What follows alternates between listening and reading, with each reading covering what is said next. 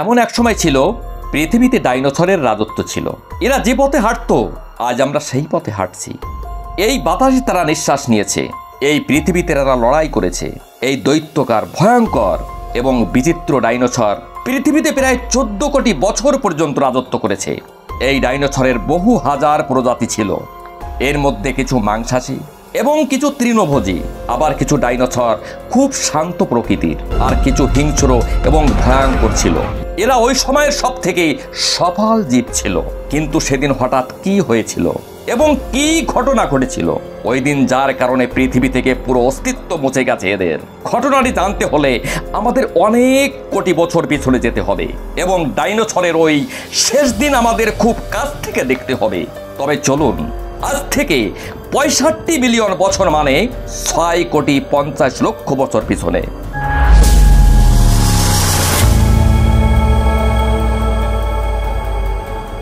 আজ থেকে প্রায় 6.5 কোটি বছর আগে পৃথিবীর আবহাওয়া একদমই স্বাভাবিক ছিল। চারিদিক সূর্যের আলোয় আলোকিত ছিল, আর চারিদিক ডাইনোসরের গর্জনের আওয়াজ শোনা যাচ্ছিল। যখন এই সব ডাইনোসরের প্রজাতি পৃথিবীতে খুব স্বাভাবিকভাবে নিজেদের জীবন কাটাচ্ছিল, তখন 10 কোটি বছর আগে এদের ভাগ্য লেখা হয়ে গেছিল।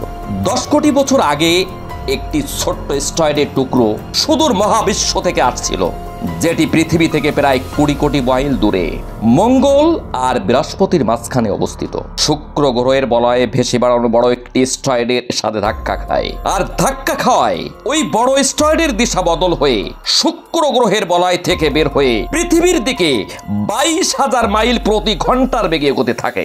যখন এই অ্যাস্টেরয়েড পৃথিবী থেকে 3,84,000 কিলোমিটার দূরে ছিল, তখন পৃথিবী থেকে হয়তো ডাইনোসরের বিলুপ্তি হতো না, যদি এই অ্যাস্টেরয়েডটি পৃথিবীর উপগ্রহ চাঁদের সাথে ধাক্কা খেত। কিন্তু ভাগ্যচক্রে সেটা আর হলো না। 40 কিলোমিটার ব্যাসের 2 ট্রিলিয়ন মেট্রিক টনের এই অ্যাস্টেরয়েড প্রতি সেকেন্ডের সাথে সাথে পৃথিবীর দিকে এগিয়ে চলছিল। এই অ্যাস্টেরয়েড যখন পৃথিবীর বায়ুমণ্ডলের সংস্পর্শে আসলো, তখন এর গতিবেগ বেড়ে 70,000 কিলোমিটার প্রতি ঘন্টায় হয়ে গেল। পৃথিবীর বায়ুমণ্ডলে ঢোকার সাথে সাথে ঘর্ষণের ফলে অ্যাস্টেরয়েডটি বিশাল এক আগুনের গোলায় রূপান্তরিত হলো। এটি এত গতিবেগের সাথে পৃথিবীর দিকে এগিয়ে চলছিল যে মাত্র 4 মিনিটে আটলান্টিক মহাসাগরকে পার করে ফেলেছিল। এর উজ্জ্বলতা এতই বেশি ছিল যে পৃথিবীর বুকে আছড়ে পড়ার আগেই হাজার প্রাণী জ্বলন্ত আগুনের গোলাটিকে দেখে পুরোপুরি অন্ধ হয়ে গেছিল। এই জীবগুলি ওই উল্কাটিকে আর দেখতে পারছিল না, কিন্তু ওরা ওই গরম অনুভব করতে পারছিল। কিছু সময়ের মধ্যে সেই অ্যাস্টেরয়েডটি মেক্সিকো উপসাগরের পাশে ভূমিতে আছড়ে পড়ে, আর প্রায় 35,000 ডিগ্রি সেলসিয়াস তাপমাত্রার সাথে বিশাল এক বিস্ফোরণ ঘটে। এই ভয়ঙ্কর বিশাল বিস্ফোরণটি প্রায় 10টি হাইড্রোজেন বোমার বিস্ফোরণের সমান ছিল। এই বিস্ফোরণটি এতটাই শক্তিশালী ছিল যে পৃথিবীর বুকে আছড়ে পড়ার পর লাখ লাখ টন ধাতু মহাকাশের দিকে ছিটকে পড়ে। যেখানে বিস্ফোরণটি ঘটেছিল সেখানে 180 কিলোমিটার চওড়া এবং 20 কিলোমিটার গভীর গর্ত হয়ে যায়। বিস্ফোরণের কারণে গর্তের সব ধাতু আর পাথর আকাশে বিশাল এক ধুলোর মেঘে রূপান্তরিত হয়ে যায়। 16 মিনিট 40 সেকেন্ড পর ভূমিতে বিরাট ধাক্কার ফলে পৃথিবীর অভ্যন্তরে চারিদিকে 11.1 তীব্রতার সাথে ভূমিকম্প তরঙ্গ উঠতে থাকে। এই কারণে সমুদ্রে বিশাল সুনামির সৃষ্টি হয়, আর ভূমিকম্পীয় তরঙ্গ পৃথিবীর সব সক্রিয় আগ্নেয়গিরিগুলিকে জাগিয়ে তোলে, যার কারণে নানা জায়গায় ডাইনোসরের বিনাশ শুরু হয়ে যায়। পৃথিবীর মহা বিনাশ প্রক্রিয়া শুরু হয়ে গিয়েছিল সেদিন। এই ভয়ঙ্কর বিস্ফোরণে রেডিয়েশনের মাত্রা এতই বেড়ে গিয়েছিল যে এর 800 কিলোমিটারের মধ্যে যত জীব ছিল সব পুড়িয়ে ছাই হয়ে যায়। এই মহাবিনাশে উড়ন্ত ডাইনোসরের প্রজাতি ভূমির বিনাশের হাত থেকে বেঁচে গেলেও এটা তো সবে শুরু মহাবিনাশে।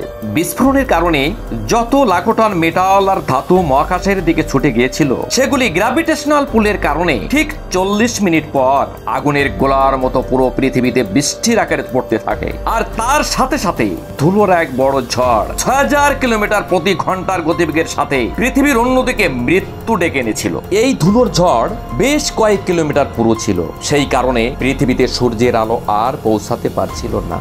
গরম হাওয়ার তাপমাত্রা 100 ডিগ্রি সেলসিয়াসের বেশি হয়ে যাওয়ায় পৃথিবীতে গাছপালার অধিকাংশই পুড়িয়ে ছাই হয়ে যায়। বিস্ফোরণের 90 মিনিট পরে পৃথিবীতে তাপমাত্রার পরিমাণ 200°C বেড়ে যায়। এর কারণে যে ডাইনোসরগুলি বিস্ফোরণের থেকে শত শত মাইল দূরে ছিল তারাও এই তীব্র গরমের হাত থেকে রক্ষা পায়নি। এই মহাপ্রলয়ের কারণে পৃথিবীর প্রায় 90% প্রজাতি পুরোপুরি শেষ হয়ে যায়। আর যে 10% জীব বেঁচে গিয়েছিল ওদের মধ্যে তারাই বেঁচে থাকতে পেরেছিল যাদের ওজন 30 কিলোগ্রামের থেকে কম ছিল। এর কারণ এটাই ছিল যে মহাপ্রলয়ের কারণে গাছপালার সব প্রজাতি পুড়ে ছাই হয়ে গিয়েছিল। বড় জীবগুলি ঠিকমতো খাবার না পাওয়ার কারণে তারা টিকে থাকতে পারেনি। পৃথিবী থেকে ডাইনোসর ধ্বংস হয়ে যাওয়ার পর এক প্রকার ছোট ছোট প্রাণীদের সুবর্ণ যুগ শুরু হয় এবং এই প্রজাতির নাম হলো ম্যামেল। কি ছিল এই ম্যামেলস এবং এরা কিভাবে বেঁচে ছিল তা নিয়ে আমরা অন্য কোনো ভিডিওতে আপনাদের সামনে আসব। ভিডিওটি ভালো লাগলে চ্যানেলটিকে সাবস্ক্রাইব এবং একটি লাইক করে দেবেন আর আপনার বন্ধুদের সাথে শেয়ার করতে ভুলবেন না। ভালো থাকবেন সবাই।